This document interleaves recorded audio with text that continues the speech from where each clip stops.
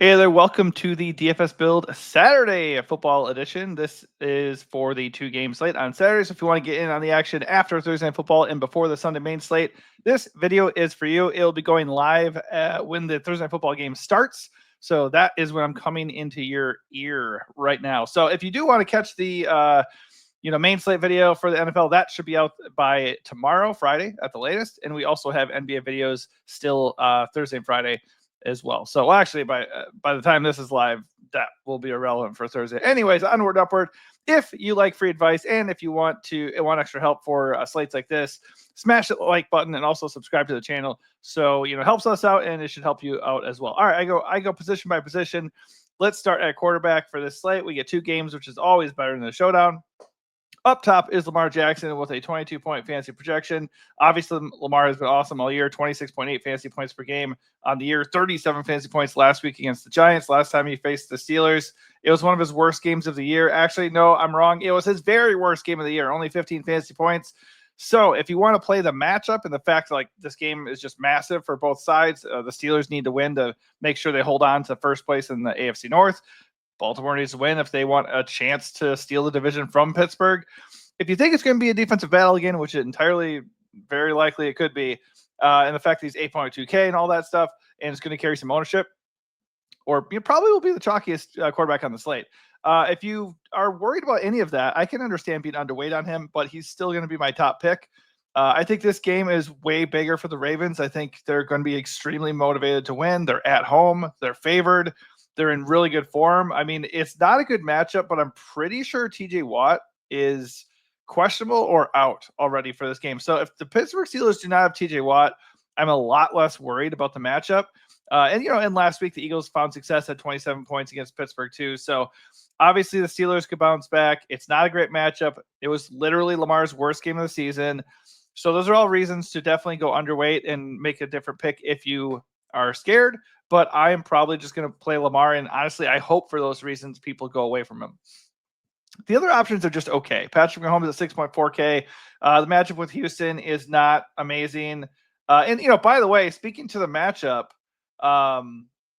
where did I see it? Speaking to the matchup, the yardage was the thing. The Steelers have given up the 4th most passing yards to quarterbacks through the last 4 weeks.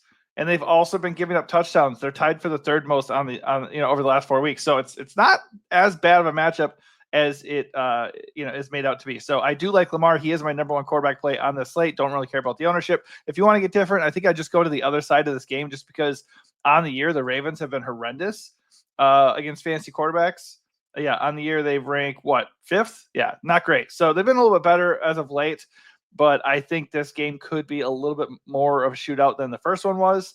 And Russell's also the cheapest guy. He does still offer a little bit of a better floor than some other guys due to his rushing ability. It still does exist to a certain degree. Mahomes also has a bum ankle, and CJ Stroud has been dog water all year long.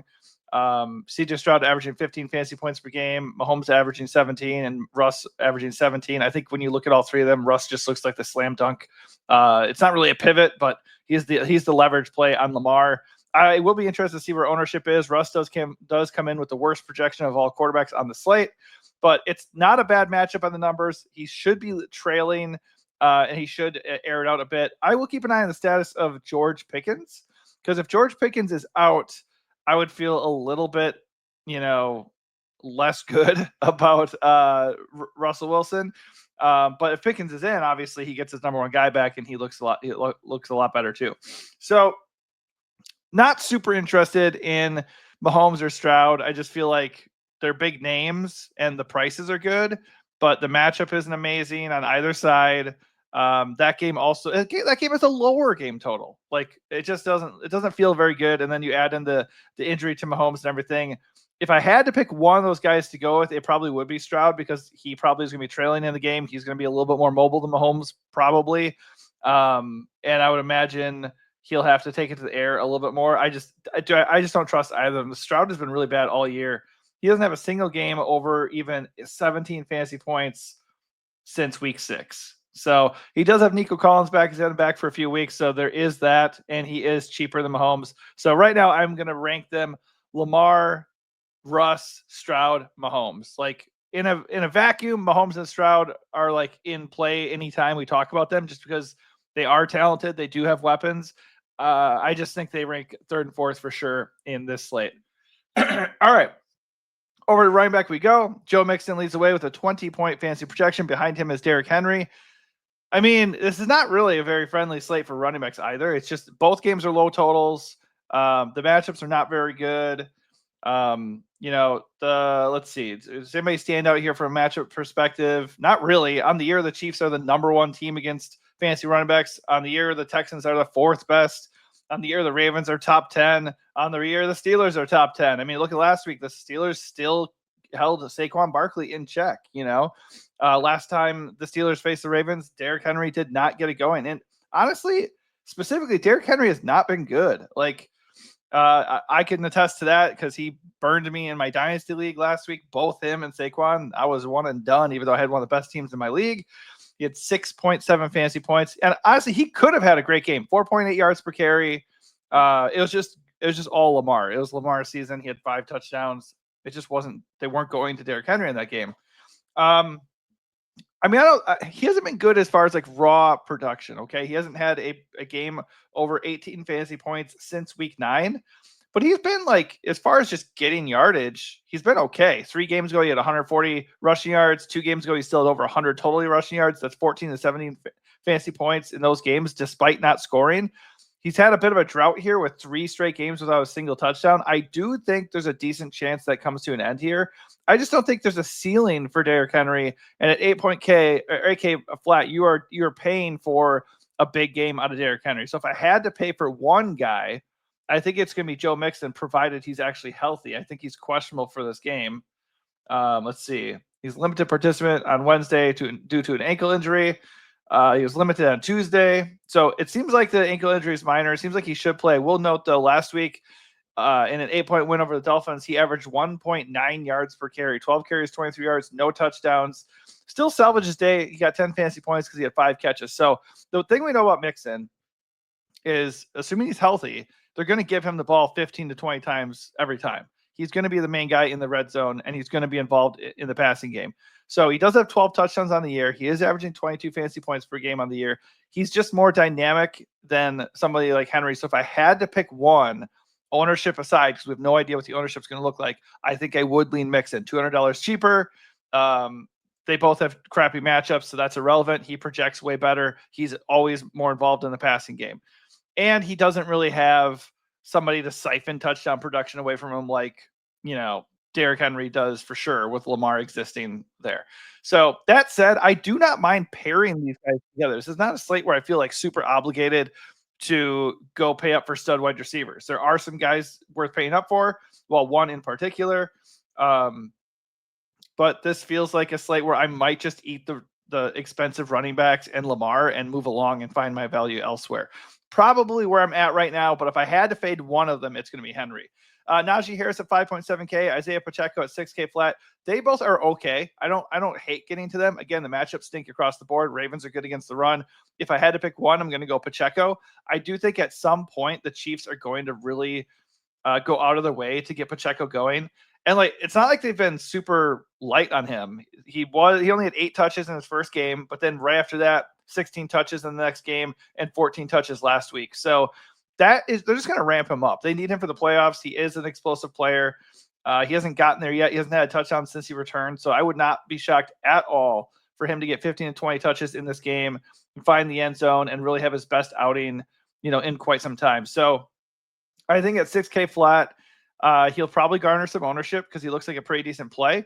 But if I had, and again, I'm probably going Mixon Henry here personally, but Pacheco is a really interesting leverage play on Henry if Henry ends up being super chalky. And I certainly prefer Pacheco over Najee Harris.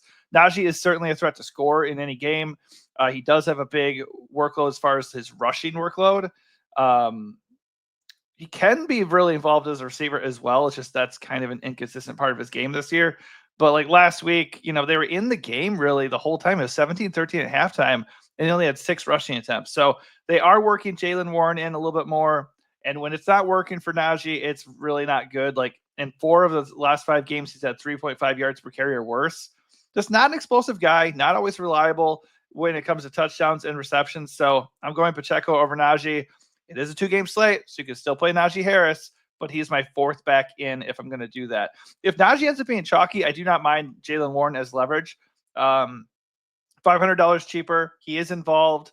Much more safer bet to be involved as a receiver if and when they do trail in this game, and just more explosive also. And his projection is not that far off either. So I think he's an interesting tournament play. Not somebody I feel like I have to play, but he is interesting. Kareem Hunt is an okay leverage play on Pacheco if he ends up being chalky. He's still involved. He's only 5K. His projection's not that far away from Pacheco either. But I would honestly just rather pay the $1,000 more and go get Pacheco here. Justice Hill is an okay tournament try at 4.8K just because we know he can be involved as a wide receiver, and it's possible the Ravens are trailing in this game, and if they are, he would get more involved. He had 5 catches last week, 4 catches the week before. I mean, they were winning all game last week, and he still had the 5 catches and a touchdown. So I don't think he's safe by any means. I don't think you have to prioritize him. But at 4.8K, if you're not really loving other values on the slate, he's going to have a role. He's going to be out there a little bit. So I don't hate it, especially if you really don't want to play Derrick Henry and you want to just hope Hill comes in and steals some of that production. The other guys I'm not really excited about. All these top running backs they should be healthy and ready to go. Only one to worry about is Mixon. And then, we should really be preparing for Pacheco to start pulling away from Hunt here. So for me, I'm ranking them Mixon, Henry. I do still think Henry's the second best play on the slate at running back. I just don't like him compared to Mixon. I go Mixon, Henry, Pacheco, and then I'm probably going Najee, Warren, Hunt, Hill. Although I do think I would prefer Justice Hill over Kareem Hunt if I'm not playing Henry and I am playing Pacheco. So I think he would then be interesting, a little bit more interesting for leverage reasons. All right, over to wide receiver we go. Nico Collins has the best projection on the slate. Nobody is going to be surprised by that. 8.1K. Like on any other slate, that would be priced just about right. On this slate, considering he's the only stud, that does not feel hard to get to. It doesn't feel like you're forcing it if you pay for Nico at that price. The matchup with the Chiefs is not good on paper. Let's see. On the year, they've been kind of middle of the pack against wide receivers on the year. And it's been about the same story lately too. But the reality is the Chiefs stopped the run pretty well. So you don't really have any choice but to take it to the air. I do think Nico's good enough to take advantage of this, take advantage of the volume in this spot. And there's just nobody else at wide receiver to pay up for. So I do think my preference, if I'm going to go for high price guys, it is going to be Lamar and the 2 stud running backs. But if you can fit in Nico too, there is some value on the slate. So if you can fit in Nico and you feel comfortable with it, I don't hate it. But as far as studs that I feel, reasonably good about being underweight on or fading, I think Nico's one of the first ones that I would probably go away from, just because it's not a great matchup. Stroud has not been very productive.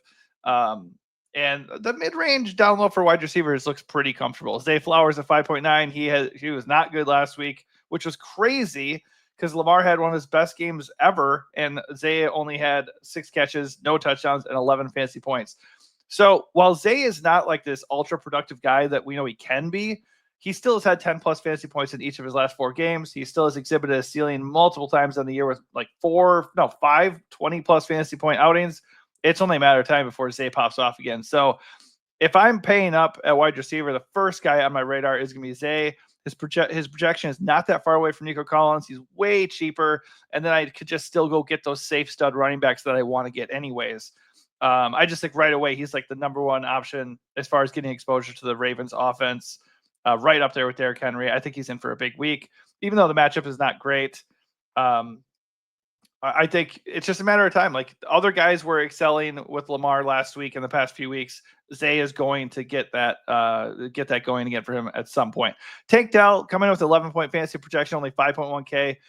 Tank Dell is always hard to trust, but the nice thing is he has really good instant leverage on the Nico ownership. He has been very, very quiet, but he does have a ceiling. He is still involved. So I do like Tank Dell quite a bit if you're not playing Nico Collins. Obviously, if you're doing a CJ Stroud stack, you can play both of them together. But I think Tank Dell is pretty interesting for leverage purposes and just because he has a good role and he's cheap. The only other guy on the slate, wide receiver, coming in with a projection north of 10 fantasy points is Nuke. DeAndre Hopkins at 5.3K looks really good. I prefer him over Tank Dell. I guess if you want to go get Kelsey and like Pacheco, and then you're not getting Nico, so you want to gain leverage, maybe you would go Tank over Nuke. But Hopkins has stayed pretty involved for a team that is like kind of balanced and likes to run a little bit too.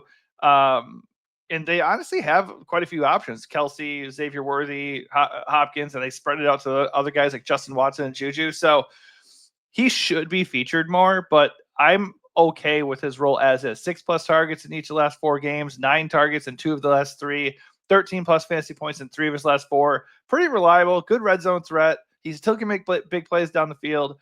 Again, nobody has a good matchup on this slate, but DeAndre Hopkins at 5.3K, sign me up for that. He's my second favorite wide receiver on the slate. Right now, I probably rank him Zay, Nuke, and then Nico. Like Nico, raw points and upside, yeah, absolutely. Love him. But when you factor in price and matchup, I like Zay and DeAndre just a little bit more. Xavier Worthy at 5K flat. If you're playing Mahomes, looks awesome. Nice stacking option. He just is not utilized enough of that offense for me to like be in love with him here. He does average 10 fantasy points per game on the year. He did have 19 fantasy points last week, but a lot of his production came off of 3 carries for 30 yards and a touchdown. I did like that he got 11 targets last week. So he was finally involved like at a very, very high level. That's the first game of the year that he had over even 9 targets. And he has been pretty involved lately. 6+ targets in each of his last 4 games, 5+ targets in each of his last 5. So he's getting more and more involved, and why wouldn't they want to do that with the playoffs, drawing near? So I think Worthy is a fine try. I think Nuke is just a way safer play and probably has a similar ceiling. So Worthy's in play, good price. He does have upside. I just prefer Nuke here. Rashad Bateman at 4.9K. If you don't want to play Zay Flowers, and maybe even if you do, you can stack him up with Lamar.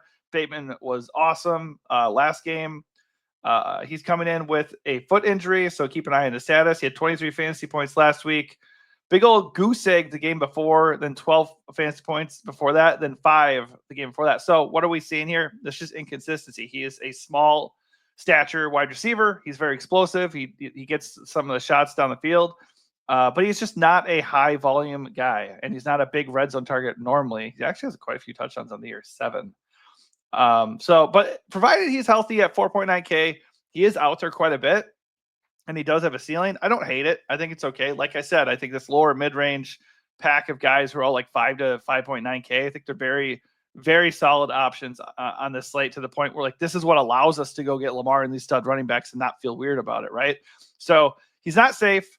Him and Worthy are kind of like the same play on this slate. I think you definitely can play them both because the ceilings are there, but they're not the first 2 guys I'm running to. One guy I really like, possibly even if George Pickens is back, is going to be Kelvin Austin III. So obviously if Pickens is out, Austin's going to play a ton. He's only 3.8K. He had 5 targets for 5 catches and 65 yards last week. He's exhibited a ceiling, 16 fantasy points in week 12, 20 fantasy points in week 8, 19 fantasy points in week 3. He's very inconsistent, relies a lot on the deep ball and actually scoring touchdowns. But if no Pickens is there, they don't have a choice. He's going to be involved, and he's super, super cheap for a guy who's going to see the field a ton. So he looks awesome. Even if Pickens is back, he still has the deep ball element. And it's a good matchup by the numbers, and they will probably need him. So, yeah, I like him quite a bit at 3.8K. Now, you could, if Pickens is out, you can also go look at Van Jefferson at 3.3K and Mike Williams at 3.7K. They're not as reliable as Austin, which feels weird to say, and they're not getting major target volume, but they are cheap, and they will also play a lot if Pickens is not in. Hollywood Brown, that is another big one. Keep an eye on the status of Hollywood Brown. He is currently still on injured reserve, but he's expected to be activated. I don't know how much we can really trust him in his first game back, but he's 3K flat. Don't completely ignore Hollywood Brown if he's back. What's the other? There's one more. All these other guys, like I said, Justin Watson, Juju, Nelson Aguilar, Scotty Miller, you can play them, but they're not guys really worth breaking down. The only other guy I would mention would be John Mechie. He's actually sidelined on Wednesday with a shoulder injury, so keep an eye on his status. But he's getting more and more involved. 3+ targets in 4 of his last 5 games. Not a very safe play, but at 3.5K, I think he's a little bit interesting, especially with Houston likely trailing. But there's a lot of punts at wide receiver on this slate. I think the most fun one is going to be a Hollywood Brown, and the safest one is Kelvin Austin. But for the most part, if you want to just go play Nico and you think I'm silly for going underweight and fading, absolutely go play Nico. He's got the best projection. If you can fit him in with those other guys, go for that too. That sounds great. But if you can't fit him in comfortably and you don't want to stretch yourself too thin, he would be the first high price stud that I would probably go away from a little bit. All right, at tight end, we got Travis Kelce leading the way with a 13-point fantasy projection. He's not been great lately, I don't think. 6 points, 9 points. Back in week 11 against the Bills, he had a nice 2.8 game. And then the only other 2 games in that 5-game stretch, we had 12 and 13. So he's had a couple okay games. You know, the targets are still there, 6+ targets in each of his last 4 games. We know he can be a red zone threat. You know, the PPR value is there at DraftKings, but he's only scored 2 touchdowns on the year.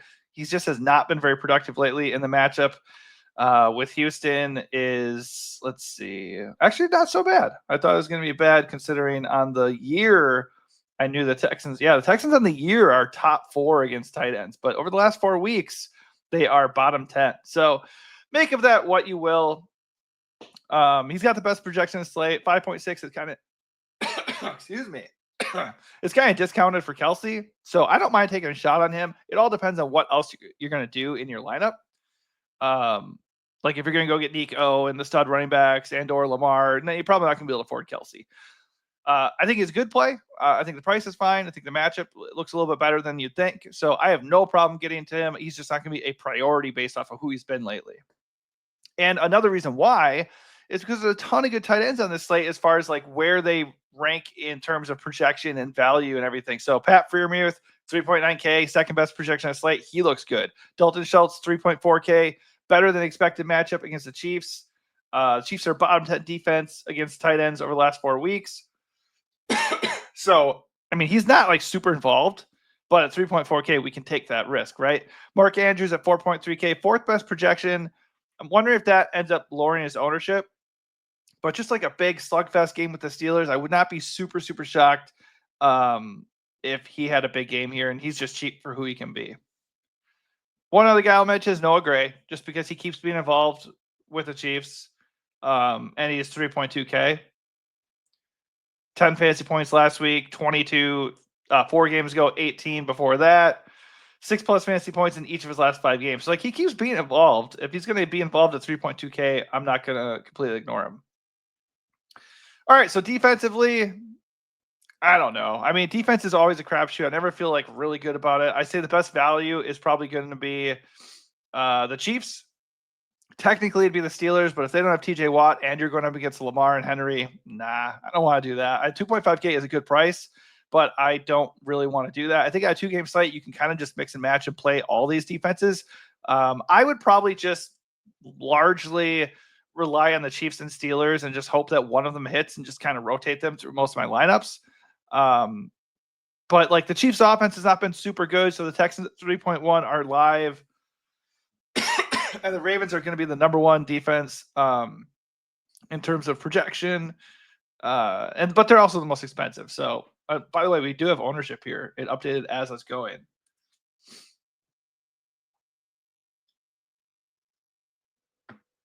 So as it updates, so just a real quick recap. So the Chiefs are going to be the chalkiest defense. So yeah, if they're going to be chalky, I don't know. They probably are the best play. So 2.7, I don't mind meeting the field there or being overweight even. Doesn't really bother me that much. But if you're worried about a chalky defense because they seem to always bust, you could just pay up top for the Ravens, who seem like the best play, and they're going to be unowned because of price. To me, that's kind of silly. So I think now that we have ownership, I think the Ravens just look like the most appealing option, and I don't think I'd really waste much time on it after that. Kelce's going to be by far the highest owned tight end, so I'm looking at Andrews and Freiermuth here for sure. But I don't hate Kelce here. I think he's a fine play, but I think Andrews and Freiermuth stand out the most. They're going to carry ownership as well, but right away you're getting different if you're not going to play Kelce here. Nico Collins is going to carry monster ownership. Again, I know it's risky. I do not mind going away from Nico because I do want to get Lamar in the running backs. Zay Flowers is going to be very chalky. That at 5.9 is going to be chalk. I do not mind eating. Kelvin Austin's going to be a little bit owned, but at 3.8K, don't care. And then the other guys, it just depends on how your roster shakes out. Nuke would probably be the one I like the most there. At running back, Henry and Mixon are going to be very owned. That is chalk I'd like to eat. If I do not eat one of the chalky guys up top at running back, it's going to be Henry, and I would drop down to Pacheco. I love the ownership here on Pacheco. Already liked him as a play, so I really like that he's not going to be like super, super owned. And at quarterback, Lamar is going to be mega chalk. Don't really care. I'm going to eat that mega chalk because the other guys all kind of just, they look the same. If I do want to get different, it's going to be Russ. All right, that does it for me. Hopefully this helps you out. Hopefully it helps you build some good lineups and helps you win and enjoy some cash coming your way on 2-game Saturday slate. All right, thanks for watching. Remember to like and subscribe, and we'll see you at the next NFL slate. Thanks for watching. Good luck.